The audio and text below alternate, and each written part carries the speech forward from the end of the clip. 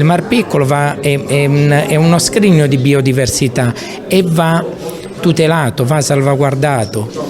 Per Luciano Carriero, presidente dei mitilicoltori di Confcommercio Taranto, c'è bisogno di un cambio di rotta, un racconto diverso, etico della coltivazione della cozza tarantina. Per questo Confcommercio Taranto ha deciso di presentare un nuovo percorso di divulgazione e promozione, il Mar Piccolo tra cultura e mitilicoltura, itinerari alla scoperta di un tesoro di biodiversità e storia. Un luogo identitario lo ha definito Carriero, sottolineando quanto sia necessario un cambio di rotta. Siamo gli unici in Italia ad utilizzare materiali innovativi.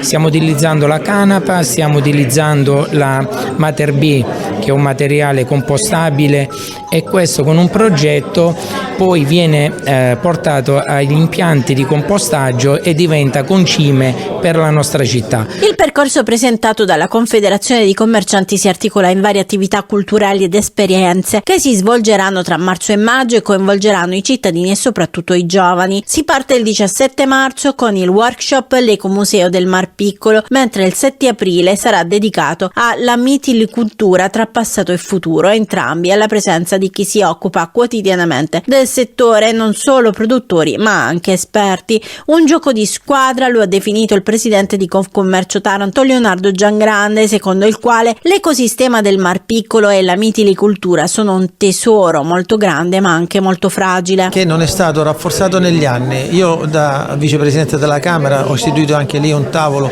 su un comparto della mitilicoltura. Spero che ognuno ceda un pezzettino del proprio per fare un lavoro di squadra e arrivare a dare una mano seria a questo comparto. Le visite guidate invece saranno realizzate tra aprile e maggio su itinerari turistico-culturali studiati da Confguide Taranto. Obiettivo, ha spiegato il presidente Giovanni Berardi, è la valorizzazione del Mar Piccolo come contesto ecomuseale, con il suo patrimonio storico, architettonico e naturalistico, promuovendo un turismo più consapevole. Soprattutto in maniera responsabile di illustrare le bellezze del nostro territorio, di attraversarle comprendendone il valore e rendendo partecipi coloro che lo animano.